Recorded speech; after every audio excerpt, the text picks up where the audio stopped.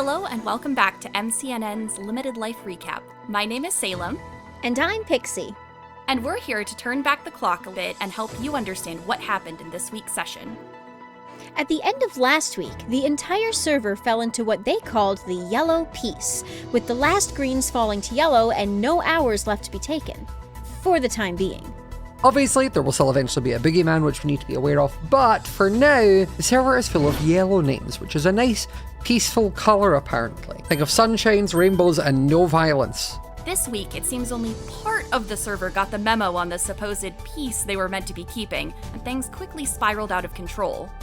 The Clockers had an eventful start to this week, so eventful that Cleo had to force Etho to step up on his co-parenting duties. Right, here's some food. Go stay at Dad's. Yay. Okay. Where's Oh, Scar? good. Find I Scar don't know. a snack. I'm gonna go do a thing. There's like, take Scar snacks for him, and then when you find him, go visit your dad. We learned nothing. I gotta babysit, Skiz. I'm sorry. However tied down Etho felt by his responsibilities as a father, that was nothing compared to the explosive plan Skiz was fermenting. For more on that, let's go to our field team. Thank you, Salem. A bit of a rebrand was in order for Team Ties this week. Etho's absent parenting finally caught up to him at the start of the session, and Cleo condemned him to B-Dub's babysitting duty. He brought B-Dubs along to Ty's super secret team meeting, and after some early tensions... Have we learned nothing? Have we learned nothing? I gotta babysit, Skiz. I'm sorry. B-Dubs was soon accepted into their ranks and into their team name. Team Bites, as they were now known, dragged B-Dubs along on their early session mission to take a few bites out of Bread Bridge. In record speed, TNT was placed and rained from the sky, quickly turning the build into crumbs. The bad boys were devastated by their loss, and when they didn't manage to kill any Bites members by shooting them off of Skynet, Joel quickly retaliated by blowing up their bow tie. Good thing they had already rebranded by then. We can say with certainty that new enemies were made that day, and they definitely had good reason to. If they ask me why we did it, I have no clue, to be honest. I know, right? Meanwhile, Tango was cursed, or blessed, with the task of being Boogeyman for the second week in a row. Yes, I'm the boogeyman! Unfortunately, skybombing the bridge didn't net him any casualties, even with the extra ground TNT, but it did earn him some burnt fingertips. Remember to practice toaster safety, kids! Please.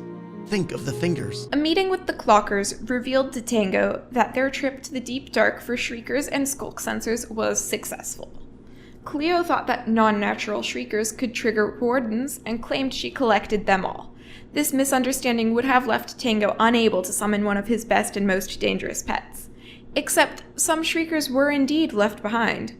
So we're left to wonder if we can expect a Warden soon. You want to get one and get him out of here. I don't know. We're just going to take this information and noodle on it. I think so, okay, yeah, okay. When the time is right, we'll, Etho ran across the BIT of Bites as they returned from the Deep Dark, accusing B-Dubs of treachery for leaving a Shrieker in Ty's tower. Traitor! B-Dubs did, but seeing as it didn't actually do anything except give people a bit of a jump, Etho let it go for now. If anything, it served as a useful gift when it later alerted Etho to the bad boys sneaking around the base. You guys are the worst at sneaking, I gotta say. This is just embarrassing at this point. The other two red stoners of Ties, Tango and Impulse, took a chance to travel to the Nether roof to build a ghast farm. Two guys, alone, on the Nether roof. Perfect place to confess to being Boogeyman, right? got a little secret for you, my friend. Well, that's what Tango did, and he had a perfect accomplice in Impulse. The plan? To use B-Dub's dogs, currently stuck on the Nether roof, to lure him into a trap. Tango sent Impulse to report they found the precious puppers, while he set up a fatal TNT minecart trap to cure him of the Boogie curse.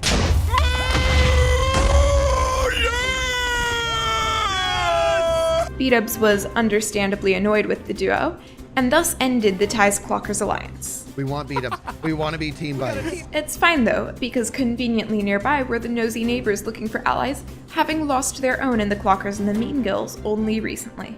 Ties and the neighbors agreed to team up, especially as neither group has many friends now. Liberal use of TNT will do that to you.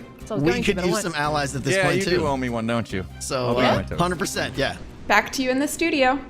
That's right. Bread Bridge has been completely burned, as has the Clocker's relationship with Ties after Tango 2 Electric Boogaloo. We'd offer some levity, but we couldn't sandwich it between our other stories to cover. Their plans gone awry, the bad boys stopped loafing around and got back on the grind for their buoyant bakery in the sky. Jimmy spent the bulk of his episode perfecting his carrot cake. Now what have you done? Just don't worry about it. There'll be wool on top. It's going to look like a cake. Why did you make it so close to the bread?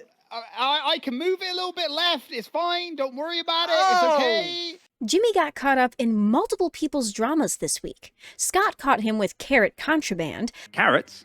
Yeah, we had carrots on our little farm island, and then today there was one carrot. Literally, no idea. No. Really? Literally, yeah.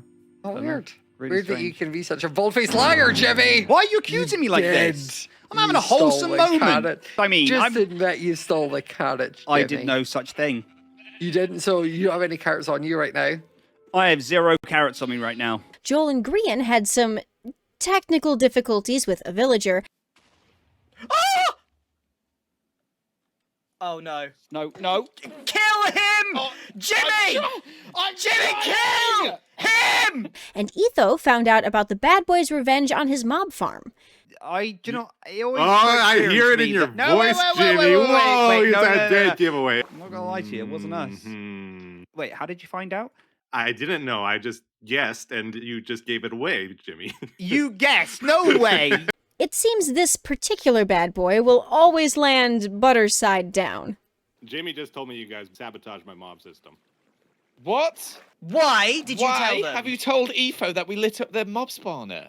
I didn't. And then Etho's he trying basically to spread lies. Etho's trying to break up the bad boys. Guys, I do want to be honest. That when Etho was questioning me, I did eventually say, "Yo, how did you find out?" So maybe that's why. Oh, you fell for it, Jim. No, wait. Fell for it. But enough about the bad boys. The real baddies of the server this week are, inexplicably, the nosy neighbors who fully frustrated friends and foes. Let's go to our field team for more. We've been sniffing out a specific thread of chaos this week, and after following our noses, we found a pair of nosies at the end of it. Pearl was hoping to stain her red life skin with some boogie bloodshed, but neither she nor Bigby were selected this week. Unable to attack the other yellows, the two looked for some more roundabout ways to mess with their fellow players. Oh! The duo's plans were really kicked off when they make eye contact with the Clocker's llama. It was crime at first sight. We take something from everyone and we hide it in the tower. Like, yeah, imagine like we just have little pieces of everything that we've stolen just inside of our place. While TNT rained down from Skynet and all eyes looked away, the neighbors approached their first target completely unseen. Scar. Now he's on Scar. Yeah. Hey, Pearl. Hi. Well, I don't care about the llama. Okay, I'm taking it. Goodbye. Emboldened by their successful first foray into disorganized crime, Pearl and Bigby wanted more. After seeing Martin and Scott out and about, the two made a break for the unattended Coral Isles. I made the face and everything. Oh, they're coming. Quick, get inside. Get inside. Whoop. Can you see something the nosy neighbors could steal? The enchantment table. That's right. They don't know we're here. Table. The neighbors carried on the time-honored Life Series tradition of enchantment table theft and dashed on out of there. Martin found the two after they ran off, but when Scott announced that the table was gone, So I think it's time for us to go. Yeah, So it's time for us to leave. it should be noted that Bigby already made a deal with the guilds for free use of the table. But instead of trying to resolve that tension, Can I get the enchanter back, please? I don't have it. now hopping mad, Scott snooped around the Froggy Tower and came across something quite riveting, the hiding place of Judge, Judy, and Executioner. He threatened to tell Jimmy its location, and then departed for Bad Boy Manor when the table wasn't returned. I don't know why we're defending this table so much, to be honest. I don't know either. The Gills and Jimmy returned to the tower, and Martin tripped the pit trap within. He rushed to fix it while the other two headed to the Confrogtation down below. Judge Judy and Executioner! Judge Judy and Executioner's coming with me. He's coming back with Pearl. No. Pearl, what are you trying to do to the frog? Pearl, It's still alive. After the tragic accident resulted in Judge Judy and Executioner's demise, The nosy neighbors were left in bad standing with the bad boys, and high and dry with the mean gills after Pearl failed to drop Scott into the trap. With precious few allies left, it was a convenient time for the arrival of Tango and Impulse. They realized they can hardly be lonely together, and made their ties to the neighbors with the gift of iron and TNT. The Clockers, who just had their beat-ups boogie killed by Tango, weren't happy to overhear the formation of this new alliance. Cleo was upset with the neighbors for not giving enough to the Clockers in return for their alliance, but the neighbors protested. It was always for something in return, right? They never did it out of the goodness of their allyship. I saw nothing good out of that. After they caught beat-ups burning one of the tower's frogs, the neighbors decided to make their breakup from the Clockers more official. Ready, Big B? You like those on your side? I'll like them on this side. Yeah. I don't think that matters. I'm sorry, what? I feel like this is unnecessary drama, Cleo. Can you see the symbolic representation of a broken alliance? That's right. It's the smoking chasm carved into the earth. Back to you in the studio. We send our condolences to Jimmy and Bigby in this difficult time. All this chaos means that we should probably do a building update. There aren't many left. Moving on. Okay, but genuinely, Bread Bridge is gone, and a much higher, breadier bridge is under construction. The Clocker's Tower is done, we think. Froggy Tower lost several frogs to arson, and the Ties Tower lost a bow tie in an act of bad boy revenge. And now, his big eyes and mossy little fingers were involved in almost every event this week. Let's head over to our private investigator to ask, where in the world was B00? Hi, and welcome back. I'm doing it! On with it! You guessed it, the doormat, like so.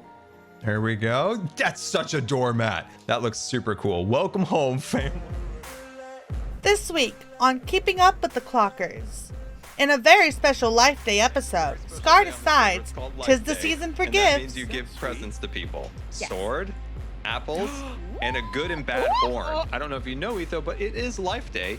And if you were here more often, you know, you would have got a Life Day present. Cleo explores beyond the realms of Scar's safe. Right, here's some food. Go stay at Dad's. Yay. Okay. I need it. Okay, so without the shriekers, these things are impotent. That's one. Alliances are tested as tension grows between the Clockers and their neighbors. Look at who you would be betraying if you betray us. Look how much we care about you. We love you. Go to your dad's.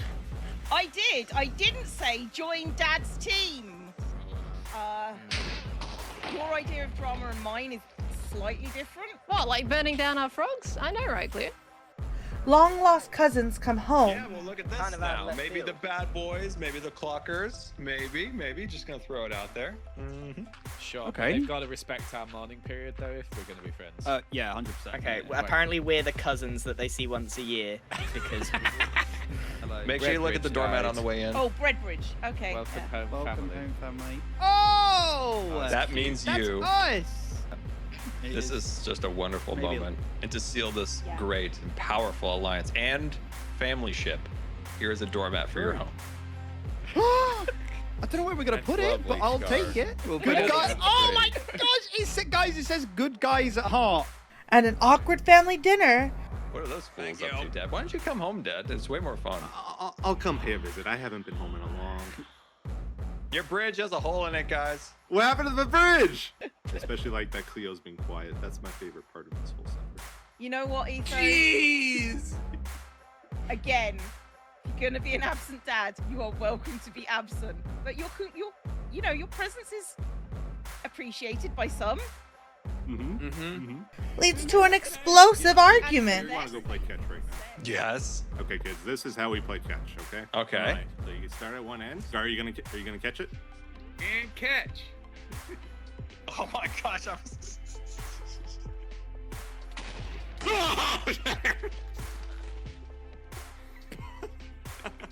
How dare you, Dad? I'm going to my room. Yeah, no, I'd rather you didn't come round anymore. One time, like we killed Dad. Murdering the children is probably, CPS might get involved if I let you around again. They got their exercise though. It was good. You don't want to miss the latest Clockers family drama premiering last Friday at 8/7 Central, only on Limited Live. B-Dub's teammate isn't the only player who went red before the session ended. Skizzleman also hit the 8-hour mark, and though he didn't claim a kill this week, he technically had reason to. While exploring below the bad boys' base, Skizz and Martin took a trip up the Bubble Vader. The ride up may have been uneventful, but the drop back down was a bit more of a pain, as both of them fell out of the water stream. Skizz managed to land safely in the water, but Martin wasn't so lucky. After his unfortunate death by poorly placed glass pane, Martin spent his first minutes after respawn ranting to Scott and blaming Skizz for his death. Skizz was highly apologetic and denied it being purposeful. Watching on from a distance, the Clockers seemed to disagree, lamenting the opportunity and time wasted. We at MCNN have a hunch that Martin's overreaction to his death was a setup for Skizz to claim the time if he wanted to, but, of course, we can't confirm that. And now on to Joju for analysis. Thanks, Salem. This week saw very little death action, but time waits for no Minecrafter. We saw our first 2 red names this week, with Scar being the first to cross into the danger zone. He chose to log out on a high note instead of kicking off the Red Wars, but Cleo and B-Dubs were more than ready to start stirring the pot. Skizzleman turned red this week as well, and couldn't resist a dramatic logout login to show off his new outfit. Even though Martin's death wasn't really his fault, Skizz wins the title of Most Violent Red this week by default. Always a great way to win. Whoa, sun's out, guns out! I step on your crops! That's how dangerous I am! On the other end of the spectrum, Tango's boogie kill bonus brought him back up to Etho's standard time, which, to quote one of our writers, makes him our favorite person in the world. Etho's time has not changed, meaning that he is still in the frustrating middle ground between EST and EDT. This is more disappointing than him having the most kills this session by blowing up both his children at once. Looking at the numbers, it's a pretty safe bet to say that B-Dubs, Cleo, Grian, Jimmy, Joel, Martin, and Pearl will all turn red during the next session, assuming that none of them have a successful boogie kill. With Big B turning red at the very end of the session, this means that 3 entire teams will be red by the end of it. Given that one of those teams seems to have beef with everyone on the server, things are certainly going to be very lively next week. Back to you, Pixie. Thank you for the analysis, Joju. With both Scar and Skizz turning red near the end of the session, it's safe to assume the yellow piece is coming to a rapid close, if it hasn't already. With so many players whose clocks are guaranteed to tick over into red next week, we at MCNN can really feel that limited life stays are numbered. I suppose we'll just have to wait and see how long it takes before we see the first clock stop for good. But until the last hourglass runs out, we'll still be here bringing you all the latest news from the Limited Life server. So, until next week, I'm Pixie. And I'm Salem. And we'll be back same time next week.